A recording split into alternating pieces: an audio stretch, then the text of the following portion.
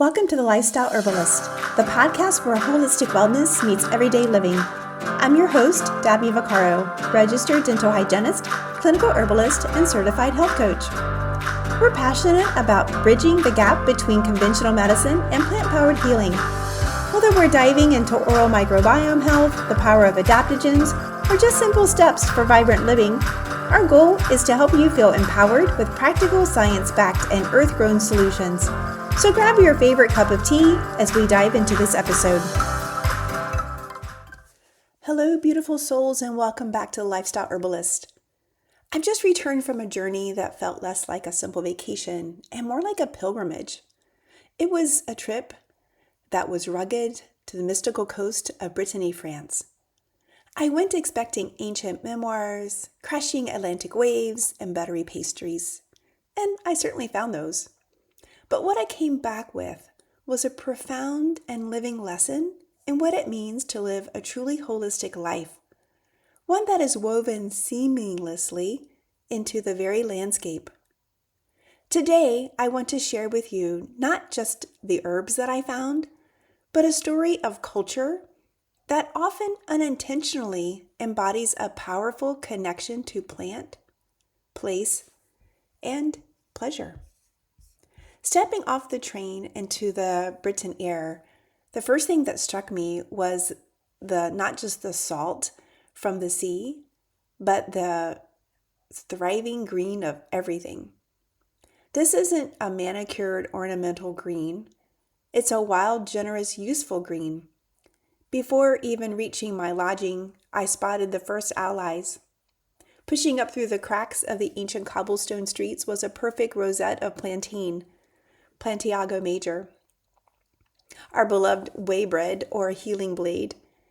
It was just a few feet away, the cheerful, defiant face of a dandelion shone up from a patch of grass, not as a weed to be eradicated, but as a sunburst of vitality, its leaves robust and green, waiting for the forager's hand. This immediate, unapologetic presence of healing plants set the tone for the entire trip. These weren't species in a curated garden.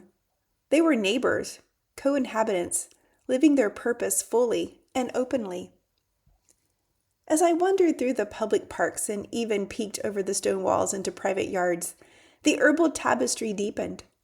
I found strands of yarrow, their feathery leaves and sturdy stems holding white umbels that seemed to collect the soft northern light, a plant so vital for wound care and fever management. I stumbled upon motherwort in a local garden. True to its name, growing in a shaded, moist corner, its jagged leaves and prickly flowers whispering ancient secrets of calming the heart, soothing the stresses of womanhood. And then there were the roses. Not the tight, scentless blooms we often see, these old-fashioned, fragrant varieties. They were everywhere, spilling over walls, climbing up these ancient walls of these homes and fortresses. Their bright rose hips already forming, promising a rich harvest of vitamin C to see those that are in Brittany through the winter. It was a humbling reminder that our most powerful medicines often ask for nothing but to be noticed. The real shock, the moment that truly left me in awe, was turning a corner in this tiny coastal village and coming face to face with the largest rosemary shrub I had ever seen in my life. This wasn't a plant, it was a testament, a woody, gnarled giant, easily 8 feet across and 5 feet tall, spilling over a retaining wall and perfuming the entire lane. This rosemary had clearly been there for decades, basking in the mild coastal climate, pruned only by the hands of the cooks needing to sprig their evening lamb. It was a physical manifestation of daily integrated herbalism. This wasn't a bottle of essential oil in a cupboard. It was a living, breathing part of a community that was there. And then, of course, there was comfrey. It grew in ditches along stream banks, its large, hairy leaves, cheerful bell-shaped flowers, a bold statement of regeneration.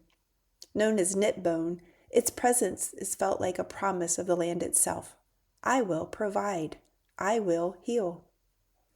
And wild thyme, carpeting a sunny, rocky outcrops. Its scent released every single footstep. A classic example of the terrain, a taste of a place, infusing itself in the honey and the food of the region. Seeing all these herbs, our apothecary, growing in such abundance and casual grace at the first part of the lesson of Brittany had to offer. It spoke of a land that is still allowed to be itself, less poisoned by chemicals and more appreciated by its innate abundance. It's a reminder to us all to just look down, to see the pharmacy beneath our feet, even in our urban environments. But this herbal wonderland presented me with a fascinating paradox, one I've been turning over in my mind since I returned. I observed a fairly high rate of smoking, a habit we rightly categorize as a major modern health villain. Yet I was awestruck by the noticeable lack of obesity. This is a complex, nuanced observation, and I think it's where the deepest lessons lie. People were sitting at cafés for hours, enjoying buttery, flaky pastries, tearing into vast bags of fresh, crusty bread, and drinking coffee with sugar, gathering in a large, joyful social groups that invariably included wine, often local cider, actually, in Brittany. This seems to fly in the face of everything we're taught about healthy living. So where's the secret? I don't believe for a second it's the smoking. I believe it's everything else that surrounds those habits. It's the context of holistic health that we, as lifestyle herbalists, understand so well. A huge part of the context is the rhythm of shopping and eating. The American model of once-a-week mega shopping at a giant supermarket is virtually non-existing in these quaint villages. Instead, there is a daily rhythm. People shop every day, or at most every 2 days. You see them in the morning with their woven baskets and their carts, and they're visiting the bakeries for bread that had just come out of the oven an hour ago, or for the vegetables that were in the soil that morning. They buy fish caught that very day in the Atlantic. There are no giant refrigerators stuffed with weeks of provisions. Food is purchased with intention for the meal that evening. It is the ultimate expression of farm to table, not the trendy restaurant slogan, but a simple, unremarkable fact of daily life. And yes, they cook. This isn't a culture of takeout. It's a culture of a kitchen, of transforming these incredible, fresh, high-quality ingredients into nourishment. This extends into the restaurants as well. The idea of chain restaurants serving frozen, standardized meals is not common or seen. The menus are short, seasonal, and proudly list their local producers. You eat what the land and the sea are providing right now. This is a deeply intuitive way of eating that aligns our bodies with the seasons. First and foremost is the culture of walking. This isn't deliberate heart rate monitor exercise. This is life. People walk to the bakery. They walk to the market. They walk to meet friends. They walk for their sheer pleasure on the promenade, which is absolutely beautiful with stunning views of the Atlantic and these old homes and chateaus. Their cities and villages are built on a human scale, for humans, not for cars. The streets are narrow. The paths are long. This constant low-level movement, this non-exercise activity, is woven into the fabric of everyday life. It's a powerful lesson in building movement naturally into our lives rather than trying to cram it into a 45-minute high-intensity window. Second is the quality of the food. That pastry isn't made with industrial seed oils, refined flours, and preservative. It's made with local butter, real sugar, and flour. It's real food. The bread is sourdough, fermented from local wheat. The wine is from specific terrains, often consumed in a 125 milliliter glass, not a bottomless glass of hyper-processed juice. The portions, while seemingly indulgent, are part of a balanced cultural plate that is overwhelmingly rich in vegetables, legumes, and seafood.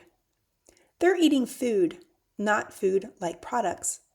Their indulgence has made a metabolic impact because the base ingredients are fundamentally different.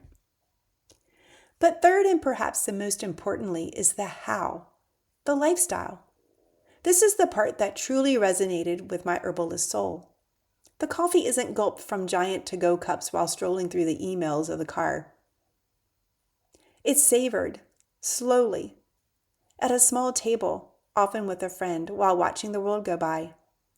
The pastry is a deliberate treat, eaten with a fork, enjoyed with every sense. The wine isn't a way to check out after a stressful day. It's a sacrament of connection, a way to linger at the table for 2 or 3 hours talking, laughing, and sharing food. The people here clearly dine, while here in America, we eat. That is a fundamental difference. This is a culture that's been largely protected from disease of hurry. They have embraced the art of pleasure and the medicine of connection. The social bonds are strong, and the pace of life has a rhythm that allows for digestion, both physical and mental. Stress is a known contributor of weight gain and inflammation. And while life there is certainly not without its stresses, the culture, architecture is designed to mitigate through those communities. It's leisurely, it's a deep appreciation for the present moment. So what does that mean for us, my dear listeners? I'm not coming back to advocate for taking up smoking or eating pastries at every meal, but I'm coming back with a renewed conviction about true wellness and what that means. It is about connection to our landscape, about knowing the plants that grow around us, whether they are the dandelion in our yard or the rosemary in a pot on our balcony. It's about embracing a slower rhythm, shopping more frequently for fresh local foods when we can, and rediscovering the joy of cooking a meal with intention. It's about moving our bodies with joy as a part of life, not as a punishment for what we ate. It's about sourcing the highest quality, most real food we can access and then taking the time to savor it. And most profoundly, it's about community. It's about putting down our phones, opening a bottle of good wine with friends, and talking for hours. That connection is perhaps the most powerful herbal remedy we have ever known. Brittany taught me that health is not about restrictions. It's not about a sterile avoidance of bad things. It's a vibrant, messy, joyful tapestry of good food, good movement, good plants, and good people. It's a holistic life lived in place. So let's take a page from their book. Let's notice the herbs at our feet. Let's walk somewhere beautiful today. Let's make a meal from real ingredients and share it with someone we love, and linger at the table long after the plates are clear. That, my friends, is the heart of herbalism. It's the art of living well. Thanks for listening.